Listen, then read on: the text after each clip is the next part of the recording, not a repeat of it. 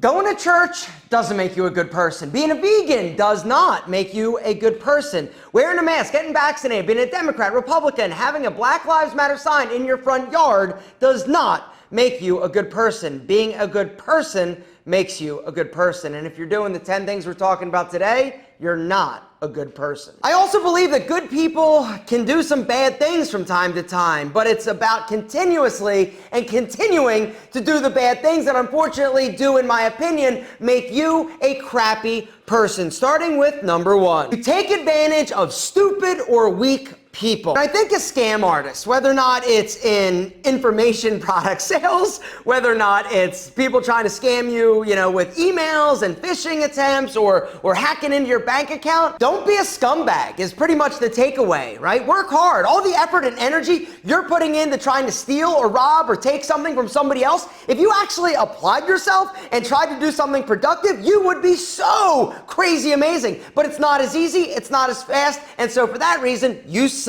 The second thing that makes you a bad person is running from your responsibilities. And what I'm talking about is your kids. Let me be crystal clear. If you have a child with somebody and you're not taking care of or stepping up to your responsibilities, you are a piece of shit. Was that clear enough or was that confusing? It was good? Okay, let's move on to number 3. You make fun of people for things that they can't change, whether or not it's something physical, whether or not it's something emotional or mental. If you are somebody that is making fun or poking fun in a nasty way to make other people laugh or to make yourself feel a little bit better about yourself, you are a horrible person. Number 4, you are a cheater. Now, this one, I know some of you were like, whoa, hold up, Alpha. You don't understand, man. Alpha understands, man, because I have cheated on most of my girlfriends in the past. I'm super not proud to admit that I was a scumbag before. Like, in certain aspects of my life, I was definitely a scumbag.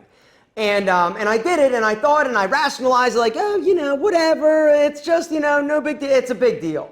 And the reason why I did it, I know now, like looking back and after therapy, was that I was trying to fix and solve something that was wrong with me. It wasn't them, it was me. I was missing something. And so what I was doing, I was drinking too much, I was doing drugs, and I was going out and cheating on girlfriends. And it was all to try to make myself feel better and fix something that was fundamentally wrong with me. Unfortunately, a lot of times, some of the things that happened to us when we were younger, unfortunately manifest in a lot of unhealthy ways as we get older if we never deal with them. Which brings us to the 5th thing that makes you a bad person, honestly. If you ever do anything to emotionally or mentally or physically abuse anybody. So as I've mentioned a bunch of times in other videos, I had some stepfathers that weren't super amazing, and it did a number on me. It did a number on my self-esteem, my confidence, my happiness, and like I said, it manifested in a lot of unhealthy ways. I was self-medicating, if I'm being honest. And then I decided that I didn't want to do it anymore, and I went and actually got therapy. The reason why I personally love professional therapy is because it allows you to talk through and deal with your issues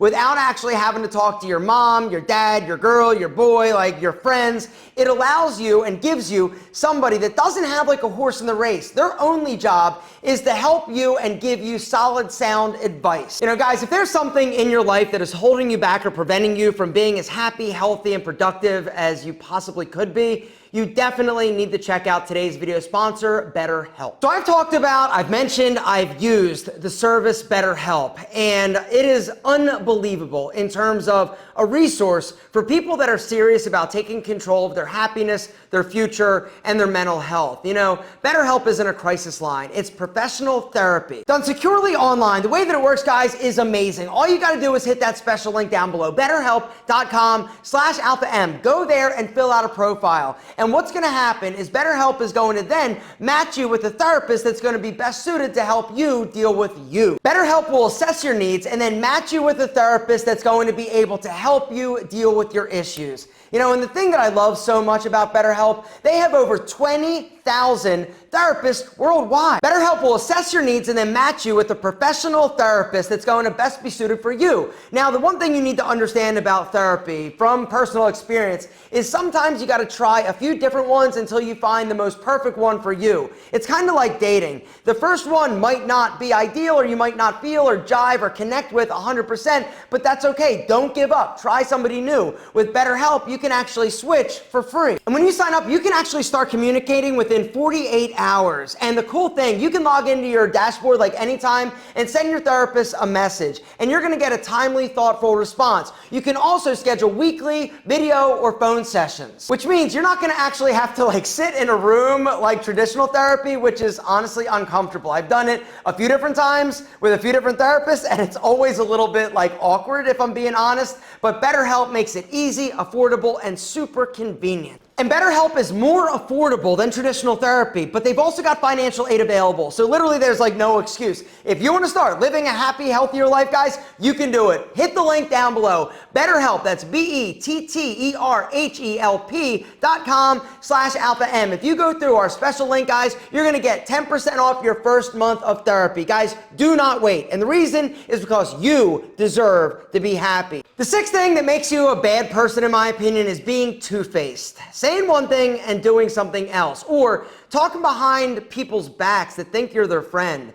You know, this is one of the things that's so incredibly hurtful when you find out it happens. Guys, if you are a man, if you're somebody that is a good person, you're going to tell the truth. It might not always be what somebody wants to hear, but don't be something to somebody's face and something else behind somebody's back. You don't want to be somebody's friend? No problem. You don't have to like everybody, and not everybody is going to like you. But the one thing that you can control is the shit that you talk behind somebody's back when they're not around.